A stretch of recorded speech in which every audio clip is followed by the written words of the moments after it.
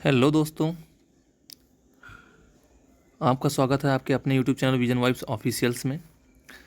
जैसा कि आप लोगों को बहुत सारा डाउट्स है कि जो बिहार जीविका की जो वैकेंसी आ रखी है उसमें अंतिम तिथि क्या है। एक रजिस्टर्ड जो उम्मीदवार है वो कितने फॉर्म्स को अप्लाई कर सकता है, कितने पोस्ट के लिए अप्लाई कर सकता है आपका, उसकी लास्ट डेट क्या है और किसके लिए कितनी छूट है इसमें, कौन सा डॉक्यूमेंट ना होने पर कैसे अप्लाई करना है हमें, कौन सा डॉक्यूमेंट आपका पुराना होगा तो भी चलेगा, कौन सा डॉक्यूमेंट आपका नया होगा वो भी चलेगा। तो इन सभी चीज़ों की हम चर्चा करेंगे। जैसा कि हमने इसमें दे रखा है कि अंतिम तिथि की बात करेंगे इसमें, कि एग्ज़ाम की अंतिम तिथि क्या है इसकी बात करेंगे, आपके पंजीकृत उम्मीदवार पात्र कितने उसकी बात करेंगे, आपके छूट किस वर्ग को कितना है उसकी बात कर लेंगे हम आपके। और हम बात कर लेंगे आपके जो आपके पास पुराना RO लेवल का कास्ट सर्टिफिकेट है वो कितने कैसे मान्य हो गया, उसका क्या है उसको इसकी बात कर लेंगे हम। फिर एक हमारा है रेसिस्टेंस जो सर्टिफिकेट कितने दिन का मान्य होगा इसकी बात कर लेंगे हम। इन सभी चीज़ों के बारे में हम इन टॉपिक्स के बारे में आपके बात करेंगे और हम बताएंगे।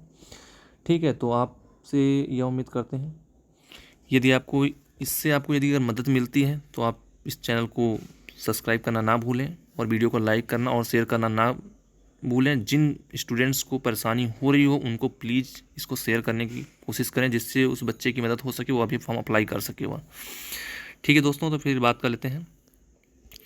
जैसा कि आप लोगों ने देखा है कि 18 अगस्त हमारी लास्ट डेट थी इसकी, फॉर्म अप्लाई करने की डेट जो थी हमारी 18 अगस्त लास्ट डेट थी आपकी।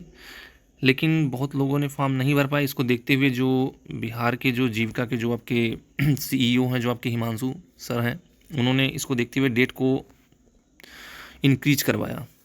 और ज़्यादा नहीं, बस डेट आपकी ज़्यादा दिन इंक्रीज नहीं हुई है, तो इसलिए टाइम बहुत कम है। जो जो अप्लाई फॉर्म नहीं किया वो कर सकता है। तो जैसा कि आप लोग देख सकते हैं कि दे रखा है the last date for the receiving application extend till भी 22 अगस्त। तो लास्ट डेट क्या है, 22 अगस्त तक लास्ट डेट है आपकी। इस बीच आपका फॉर्म अप्लाई हो जाना चाहिए आपका, वरना इसके बाद मान्य नहीं होगा।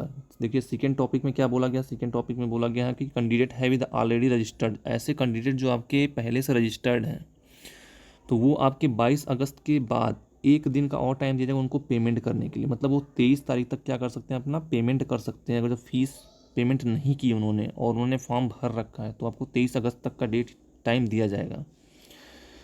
फिर बात कर लेते हैं इन सब चीज़ों को देखते हुए बाकी जो आपके जैसे आपके छूट दी जाएगी 10 साल तक के लिए जो छूट दी जाएगी, अभी इसकी आगे बात कर लेंगे हम।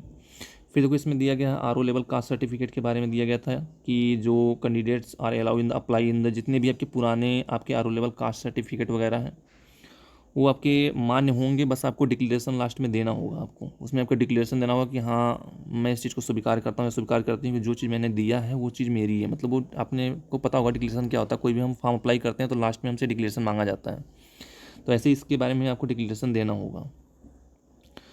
फिर ऐसे ही आपके पास जैसे और अदर डॉक्यूमेंट हैं तो आपके पास पुराने हैं या नहीं हैं या फिर हैं, तो उन सब के लिए आपको कोई टेंशन नहीं, कोई ज़रूरत नहीं है। अगर जो आप उसमें आप लगाते हैं पुराना है तो आप लगा सकते हैं। पापा का है आपका, ऐसे कुछ डॉक्यूमेंट्स हैं जो आपके नहीं हैं, बस मतलब आपके फादर्स या गार्जियंस के अवेलेबल, उसको आप लगा सकते हैं और आपको लास्ट में डिक्लेरेशन देना होगा तो मान्य हो जाएगा आपका। इसमें कोई घबराने की बात नहीं है, आप आराम से अप्लाई कर सकते हैं। वही चीज़ से मैंने इसमें भी देखो दर्शा रखा है, वही सब सारी चीज़ें हैं इसमें आपकी कि लास्ट डेट क्या है आपकी 22 अगस्त है इसमें आपकी।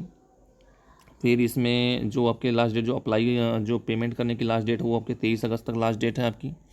उसके बाद आप कुछ नहीं कर सकते हैं आपके। और फिर इसमें हम बात कर लेते हैं कि छूट कितनी दी जाएगी इसमें। तो देखो 10 ईयर की छूट दी जाएगी आपकी। दिव्यांग कैंडिडेट्स जो होंगे उनको आपके 10 ईयर तक की छूट दी जाएगी दिव्यांग कैंडिडेट्स को। ठीक है, बाकी कास्ट सर्टिफिकेट का मैंने बता ही दिया कि आपके पास पुराना है तो भी आप लगा सकते हो, बस लास्ट में आपको डिक्लेरेशन देना होगा। इसमें कोई घबराने की बात नहीं है कि मेरा पुराना है तो मेरा नहीं होगा या मुझे रिजेक्ट कर दिया जाए, ऐसा कुछ भी नहीं है। इन्होंने साफ साफ बता रखा है इसमें। आपके पास जो भी डॉक्यूमेंट आप लगा सकते हो आपके, और उससे कोई दिक्कत नहीं होगा आपका, आप आराम से फॉर्म अप्लाई कर सकते हो आपके। फिर हम बात कर लेते हैं अदर चीज़ों की बात कर लेते हैं। तो जैसे इसमें बहुत सारी चीज़ें रखी है तो मैंने उनको अलग कर रखा है, एक अच्छे खासे पेज मैंने अलग करके लिख रखा है कि इसमें कौन कौन से टॉपिक हैं, उनका क्या क्या वो है। तो आपको तो पता ही है कि आवेदन की लास्ट डेट क्या है, इसको मैंने बता ही दिया, 22 अगस्त लास्ट डेट है आपकी। फिर देखो इसमें सेकेंड टॉपिक क्या है ना कि पहले से जो रजिस्टर्ड उम्मीदवार है वो 23 अगस्त 2025 तक फीस भुगतान करके आवेदन कर सकते हैं। ऐसा नहीं है कि आप 22 अगस्त को 22 अगस्त के बाद आप 23 अगस्त को सोचो कि मैं रजिस्ट्रेशन कर लूँ और मैं फ़ीस पेमेंट कर लूँ फॉर्म भर के, तो ऐसा नहीं संभव है। आपने अगर जो पहले रजिस्ट्रेशन कर रखा है, आपने फॉर्म भर रखा है, फ़ीस नहीं पे की है, तो आप 23 अगस्त को फ़ीस पे कर सकते हैं। आपको ये छूट दी जाएगी। फिर लास्ट टॉपिक में बताया गया दिव्यांग उम्मीदवारों को 10 साल की उम्र की छूट मिलेगी। सिर्फ दिव्यांग उम्मीदवारों के लिए जो है 10 साल की छूट है कि उनकी अगर जो एज ओवर जा रही है तो उन्हें 10 साल की छूट दी जाएगी। फिर देखो मैंने नेक्स्ट एक चीज़ बताई आपको कि पुराना जो RO लेवल का सर्टिफिकेट हो वो मान्य होगा आपका, लेकिन आपको क्या होगा, डिक्लेरेशन देना होगा लास्ट में आपको। ठीक है, आपको क्या देना होगा, डिक्लेरेशन देना होगा आपको लास्ट में। ठीक है दोस्तों, तो आप पुराने कास्ट सर्टिफिकेट को लगा सकते हैं। और रही बात आपकी जो आपकी रेजिडेंस सर्टिफिकेट है आपका, तो रेजिडेंस सर्टिफिकेट नहीं होने पर भी आवेदन संभव है। अगर आपके पास रेजिडेंस सर्टिफिकेट नहीं है आपके, तो भी आप आवेदन कर सकते हैं और लास्ट में आपको डिक्लेरेशन देना होगा। इसमें भी साफ साफ इन्होंने कहा, तो ऐसा कोई घबराने की बात नहीं है कि मेरे पास ये डॉक्यूमेंट नहीं है तो मैं अप्लाई नहीं कर सकता या नहीं कर सकती, या ये डॉक्यूमेंट नहीं है तो मेरा ये हो जाएगा, ऐसा कुछ भी नहीं है।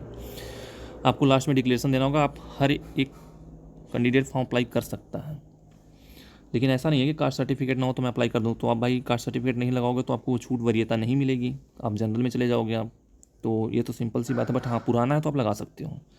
फिर नंबर 6 में बताया गया कि एक रजिस्ट्रेशन से, अगर जो आपने एक रजिस्ट्रेशन कर रखा है तो उससे आप मल्टीपल पोस्ट के लिए आवेदन कर सकते हैं, पर आपको हर पद के लिए आपको अलग अलग फीस देनी होगी। 6 नंबर में बताया गया कि आपकी आप एक रजिस्ट्रेशन से मल्टीपल पोस्ट के लिए अप्लाई कर सकते हो, आप आवेदन कर सकते हैं, पर हर पद के लिए आपको अलग अलग क्या होगी, फीस देनी पड़ेगी। जैसे आपकी फ़ीस जो भी होगी तो आपको पर पोस्ट के लिए आपको फ़ीस देनी होगी। जितना फ़ीस है उस हिसाब से आपको आप ऐड कर सकते हो, कितना फ़ीस आपको देना होगा तो आप उतना आपको फ़ीस देना पड़ेगा आपके।